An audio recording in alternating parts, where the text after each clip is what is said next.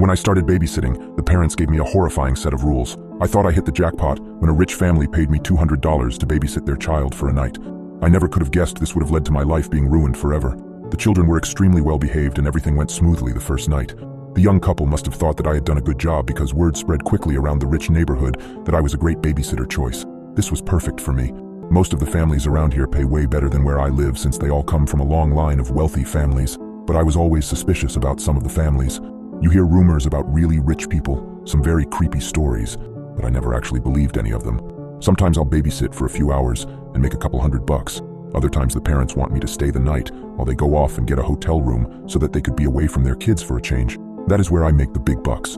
A couple of days ago, a husband and wife had texted me asking if I could stay the night at their mansion and watch their 7-year-old little girl for them. I happily agreed, not knowing this might be the last time I ever see the outside world again. When the day finally came, I drove my beat-up Jeep Wrangler to the edge of the rich neighborhood and made my way up this private driveway that I had never noticed before because the entrance was hidden back amongst the trees that surround the entire north side of town. I drove up this steep, winding driveway for what seemed like 10 minutes before I finally saw the house come into view. Out of all the houses I've babysat at, this was hands down the most gorgeous one I've ever seen. I hoped I would get some good money for this. I got out of my car and made my way up to the front porch, where I knocked on this gigantic wooden door. A few seconds later, a beautiful woman in her mid-30s answered and introduced herself as Mrs. Collins.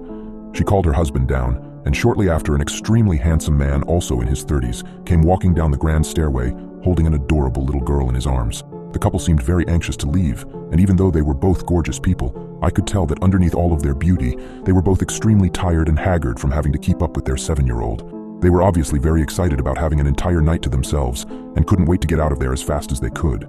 Before Mr. and Mrs. Collins left, however, Mrs. Collins handed me several pieces of paper and told me that she had written down a couple of instructions for me to follow throughout the night. She stressed to me how important it was to follow her instructions, and I assured her that I'd give them a look. I waved to the pretty young couple as they made their way down the driveway in their expensive Mercedes, and then closed the door behind me. I gave the instructions a quick once-over before folding the papers and stuffing them into my back pocket. I'll look at them later, I told myself. How stupid I was to do that. Mr. and Mrs. Collins' daughter Samantha was a very nice young girl who warmed up to me almost immediately, or so I thought. We had spent the next few hours playing games and watching TV. After we finished our 5th episode of Teen Titans Go, I noticed that it was getting late and asked Samantha what her bedtime was. She shrugged, not really giving me an answer, which is when I remembered Mrs. Collins' instructions. I pulled out the folded pieces of paper and scanned through them very quickly when I saw the words, "Samantha needs to be in bed before 8 p.m. I checked the time to find that it was almost 7:45. "Well, it looks like your bedtime is right now," I said, lift Samantha up off the couch so I could get her ready. She brushed her teeth and I tucked her into her California king-sized mattress.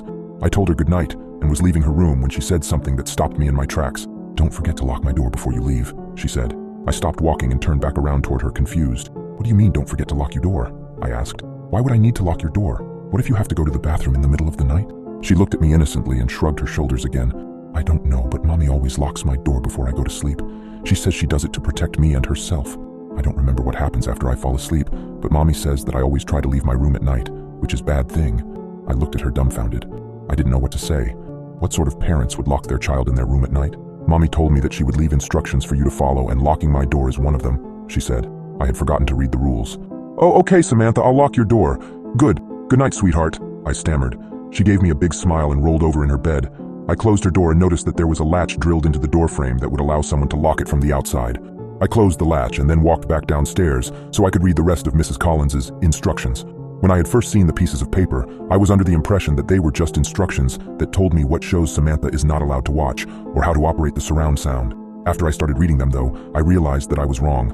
I was completely and utterly wrong. I started reading, "Hello, Annie. I'm so glad that you agreed to stay the night and babysit Samantha for us. She's such an angel, and I'm sure that the both of you will get along very well. I know that our house might seem old and scary, but don't worry because nothing bad will happen to you as long as you follow some simple instructions. Firstly, Samantha needs to be in bed in her room with the door locked before 8 p.m. Do not open up her bedroom door after 8 p.m. I repeat, do not open Samantha's bedroom door after 8 p.m. She will try to convince you to open the door in many different ways. She will cry, scream, and threaten you until you give in, but do not listen to her. She can't hurt you as long as the door is closed." At this point, I was confused. Why would I leave her locked in there if she was screaming and crying to let her out? Something horribly wrong was going on here, but I continued reading. "Between 8:30 and 9:30 p.m., make sure you remain in the living room with the lights turned on. Around this time of night, you may hear scratching and growling coming from Samantha's room or from other parts of the house. These noises are nothing to worry about as long as you stay in the living room. Watch some TV to pass the time. We have a lot of movies to choose from. After 9:30, do not venture into any dark areas of the house. I would recommend that you turn on as many lights as you can before 9:30 so that you don't accidentally trap yourself. You might also happen to see a pair of yellow cat eyes looking at you through the darkness every once in a while. Do not stare at them for more than 30 seconds. These rules were getting more effed up by the second. I started sweating, my body feeling glued to the floor as I read over the strict but extremely terrifying rules that were put in place. Why had I agreed to take this job? At around 10 p.m., it might begin to sound like there are several people walking around in the basement downstairs. Do not worry, because as long as you stay out of the basement, they cannot get to you. I know it sounds unlikely, but around this time you will begin to feel an overwhelming urge to walk down into the basement. If this happens, go into the kitchen and drink a cold glass of milk. This usually helps. The urge will most likely pass after about 10 minutes, but if the urge is still there after 10 minutes and you don't think that you will be able to stop yourself from walking into the basement, then call either me or Mr. Collins, and we'll tell you what to do. Now this next part is very important. You will be sleeping in our guest room upstairs for the night.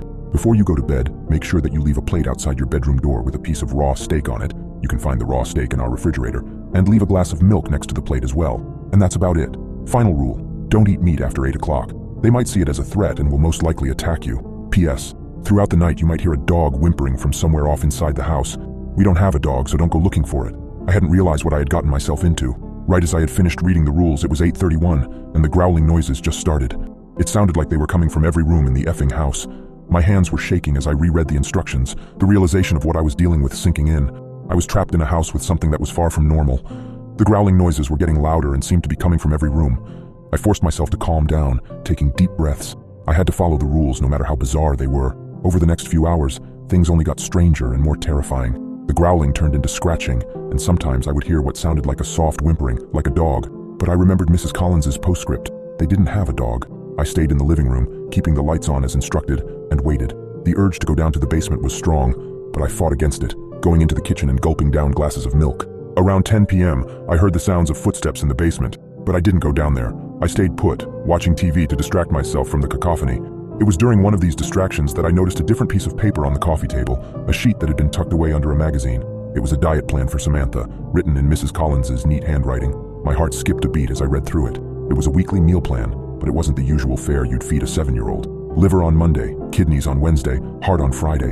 It was a diet composed of human organs. My stomach churned as the horrifying truth hit me. Samantha wasn't just some ordinary child. She was something else. As the realization dawned on me, I heard a loud crash from upstairs. It sounded like a door being broken down. The noise was followed by the soft padding of feet on the staircase. Samantha. I could hear her humming a lullaby as she descended, her voice echoing through the eerily silent house. My heart pounded in my chest as I stood rooted to the spot, my mind racing. I thought back to Mrs. Collins's instructions, her insistence that I follow them exactly, but it was too late for that now. I had made a terrible mistake, and now I was about to pay the price. I could hear Samantha getting closer, her humming growing louder. It was then that I realized the horrifying truth. I wasn't here to babysit Samantha. I was here to feed her. I was the meal.